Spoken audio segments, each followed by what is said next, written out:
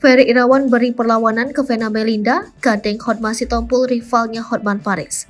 Pasca ditetapkan menjadi tersangka kasus KDRT terhadap Vena Melinda, Ferry Irawan tampaknya tak tinggal diam.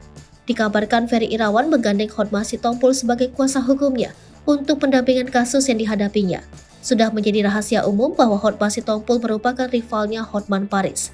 Sebelumnya sudah jelas dan resmi, bahkan Hotman Paris ditunjuk Vena Melinda sebagai kuasa hukumnya atas kasus dugaan KDRT yang dialaminya.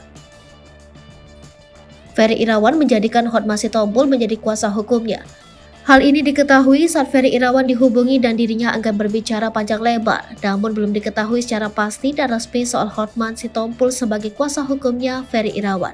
Akan tetapi, melalui pesan singkatnya, Ferry Irawan meminta untuk menghubungi pihaknya Hotma Sitompul.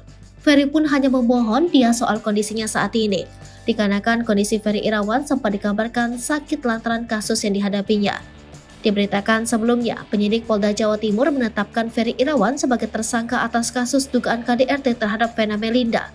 Penetapan Ferry sebagai tersangka setelah polisi melakukan olah TKP dan memeriksa sejumlah saksi. Ferry Irawan dijerat dengan Undang-Undang Nomor 23 Tahun 2004 tentang penghapusan kekerasan dalam rumah tangga, adapun ancamannya yakni 5 tahun pidana penjara.